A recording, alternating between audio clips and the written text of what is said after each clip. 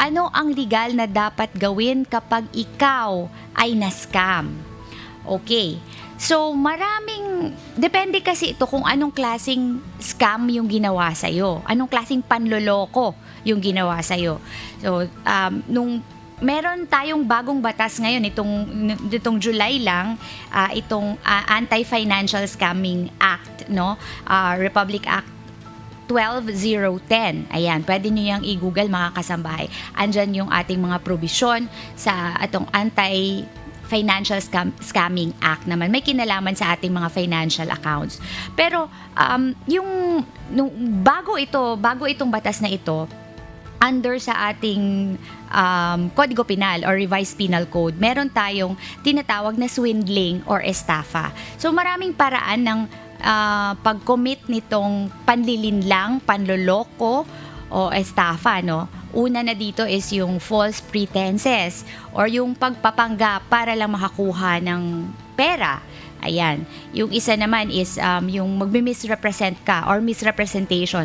Lilinlangin mo yung kapwa mo para lang makakuha ka ng pera. Isang form din yan ng scamming.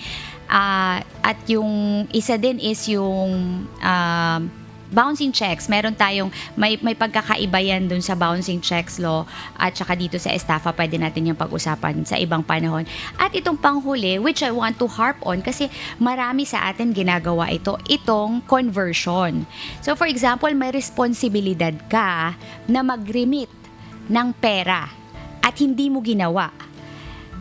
Magdadahilan ka, marami kang gagawing dahilan, excuses, ganyan. So, hindi totoo yung sinasabi nila na walang nakukulong sa utang or sa obligasyon because pwedeng-pwede kung mapapatunayan ng loko ka under dito sa ating Republic Act 315. So, pwede kang makasuhan. Ang procedure dito, syempre, pagka may nagreklamo, so magfa-file ng complaint, so magkukonsulta ka ng abogado at yung abogado mo iipunin yung iyong mga ebidensya.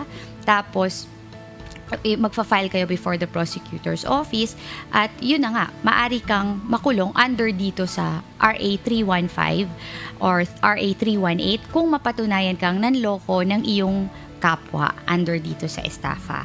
Ayan. Kung na-scam ka naman under financial scamming, ito ngang RA 12010 ay applicable sa'yo. So, ayan mga kasambahay, huwag tayong manloko para sa pera, masama yun.